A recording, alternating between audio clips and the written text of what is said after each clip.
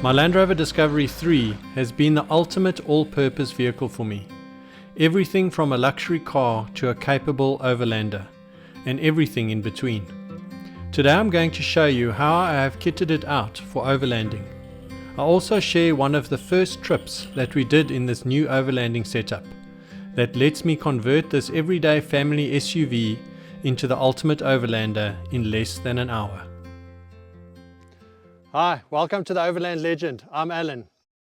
When I built my series camper back in 1997, I never would have thought that I'd be overlanding in a Disco 3. But 20 years later, here I am. After only driving and overlanding in series and Defender Land Rovers for over 20 years, I sold my Defender 110 in 2013 and bought a 2009 Discovery 3. I was commuting a lot and driving the Defender every day in traffic for 140 kilometers was just not practical. I needed something more comfortable for daily use, but still capable of overlanding in. I've owned this Disco for 11 years now and done over 300,000 kilometers in it. And in a previous video I shared my ownership journey and specifically what it's cost me maintaining this vehicle.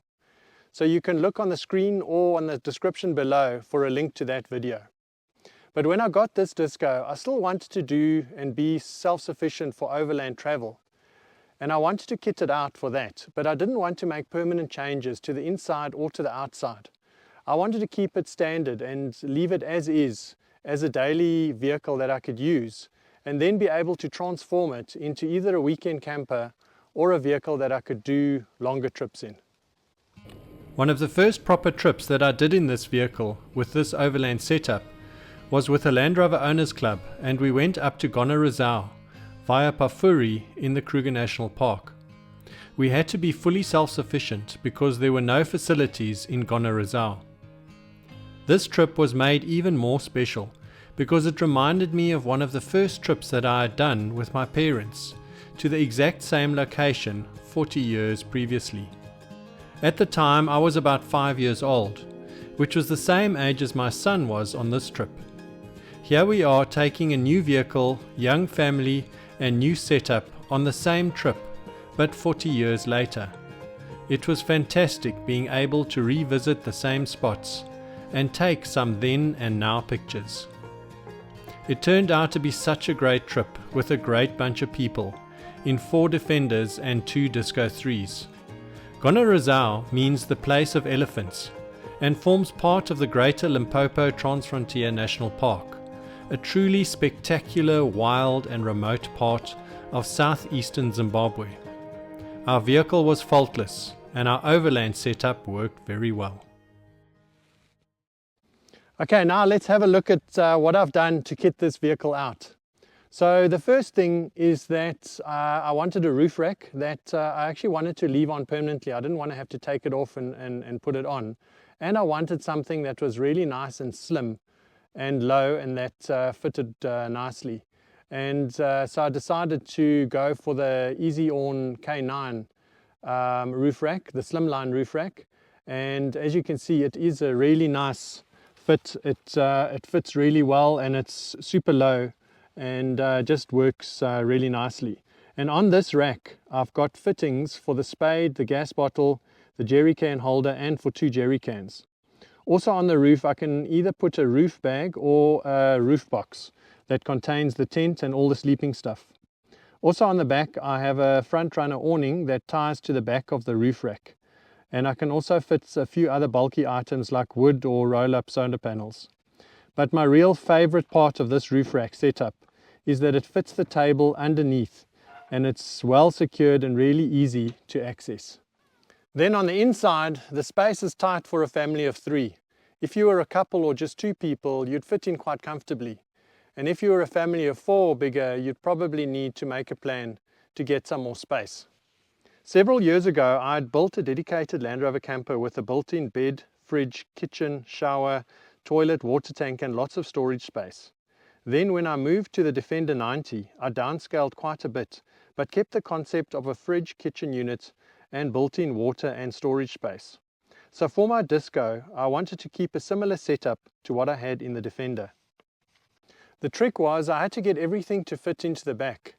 and I didn't want to have a permanent system. I wanted something that was removable. So I decided to build a removable drawer system that would provide easy access to everything. I built it out of aluminium square tube to keep the weight down, and used Maisie connected system that allows you to build weld-free frames.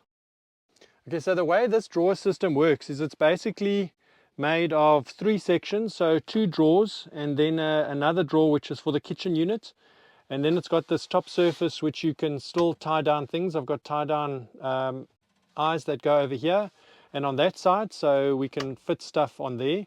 These drawers are big enough to carry 2 camo boxes each. And so the way that I set it up is that the bottom one carries basically sort of normal or the regular utilities camping stuff, so all of that goes into that box. Then over here on the bottom we also usually put the heavier stuff, so like the cold drinks and stuff like that. The heavy stuff goes at the bottom, and then on the top also space for 2 ammo boxes, and here we would put the lighter stuff, so the lighter food and all of that stuff. And then this kitchen box is actually the original box that I had in my Defender, and I've subsequently, to fit it in here, I had to shorten it, so I actually cut it down a little bit, and it's got 1 less compartment. So it used to have an extra compartment here, but I chopped that one off. So this is just my normal little standard kitchen unit that sits in here, and then it's got a gas cooker over there, and the little gas bottle sits at the bottom here with the various utensils and things, and then the knives and forks sit over here easily, so that's quick and easy to get to. And then this side we've got the plates and cups. It's a bit sticky, yeah, there we go. So these are the plates and cups, so big plates and then some bowls, cups, mugs, and then pots, and the washing up stuff and the bigger things, and we put some other mugs in there as well. And then on this side we just have a few space for maybe usually some breakfast stuff goes in here, so stuff that you just want to get to quite easily, but you can get to all the other food there anyway. And that all fits in easily in this drawer, and it just slides away, and then these latches just keep it locked and everything tight. So that box fits in nicely like that. And then with the size of the box it left a bit of an awkward space between the seats at the back. But luckily what worked out nicely is I could fit one of these tapered water tanks from Pioneer, which are actually specifically made to go behind vehicle seats. So this 50-litre tank fits really nicely in the back here, and I can tie it down securely. And then there's a pipe that just runs out to the back, and at the back we can then have a little access to the water, so I can just run it out there. So it's basically water on tap, and that's really nice. And then in this gap here I usually fit in the chairs, so that's easy to access them from here.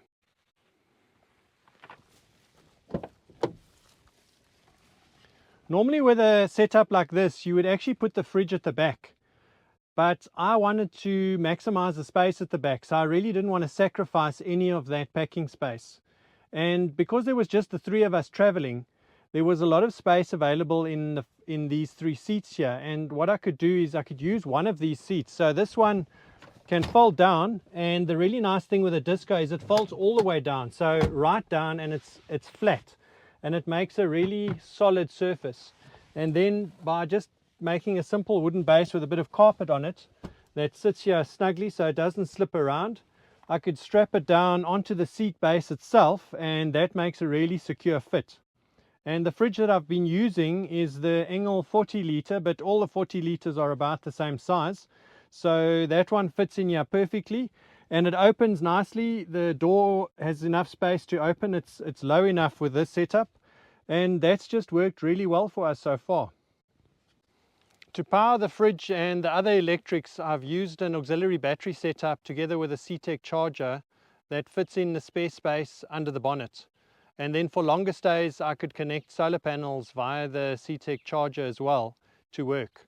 And with this setup I never had a day's problem, I never had any flat battery issues. But I have to say recently I found out that the CTEC charger seems to be problematic. And I noticed again that my battery has deformed again like this. So this battery's now, it's not even 3 years old, it's about 2.5 years old. You can see how it's like bulged and it's got bumps on here. It's basically finished. And I've got it running on a C-Tech charger, a D250S. And this is actually the second battery that I've had that this happened. So I don't know what the problem is. I need to obviously sort it out. First time I thought maybe the battery was just old because I'd like had it in for probably about 6 or 7 years. But now this battery was still not brand new, but still very new. So there must be something going on with that charger. So I'm going to have to take the charger out and get it checked out. But this, I can't carry on like this. It's not going to work out. It turns out that this charger is faulty and not regulating the charge properly. It doesn't seem like it can be repaired, so I'm currently looking at a different setup. Now let's get back to that first trip we went on with this setup.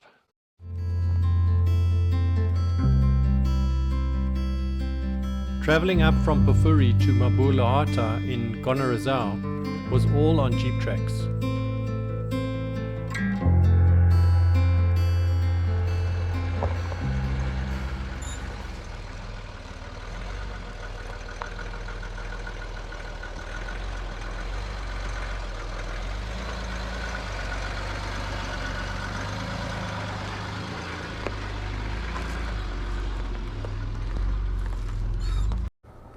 Even though the entire camp setup inside is not permanently fitted, it is very securely tightened. So even on the roughest of roads, everything is secure and stays where it should. This is very important because on rough roads you cannot have stuff flying around, getting broken, or even worse, causing a driving hazard. This southern part of the park was very remote and rugged, and much less popular than the northern parts of Chilojo Cliffs and Chipinda Pools.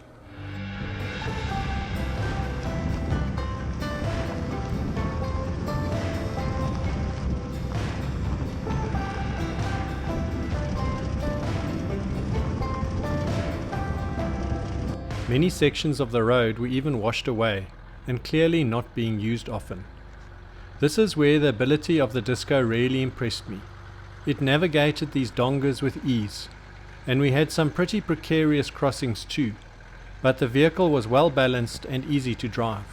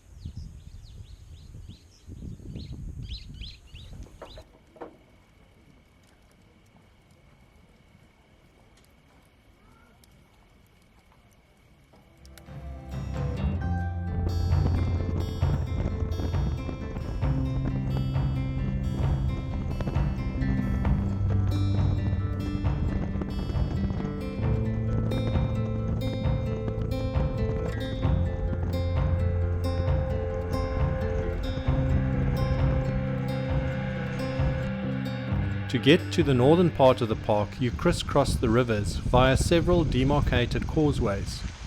On my last visit here in April 2001, the rivers were too full and it was not possible to use the causeways. But this time we were travelling in October, which is the end of the dry season, which made it extremely hot, but also meant that the rivers could be crossed easily. Each time we crossed a causeway, it was great fun.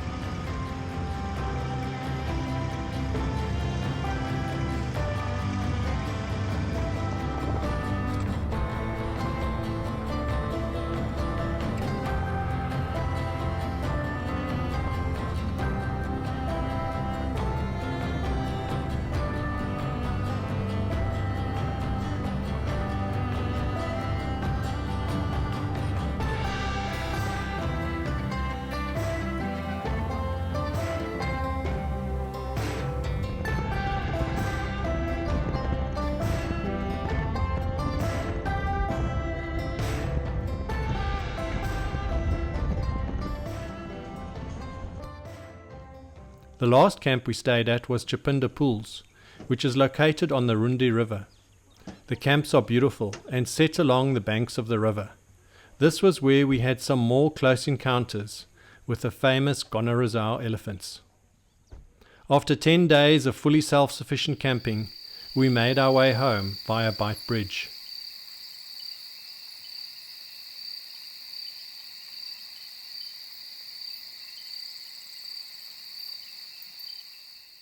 The best part about this overland setup is that it's quick and easy to unpack and convert the vehicle back into a daily driver. As soon as I get home, I can easily loosen all the fittings and remove the kitchen unit, storage boxes, drawer unit, water tank and the fridge. And then the disco is back to normal. I hope you enjoyed that. If you've got a Disco 3 and you use it for overlanding, then please let me know in the comments below how you've kitted it out. Thanks so much for watching, and please subscribe if you don't want to miss out on any future content. Until next time, bye.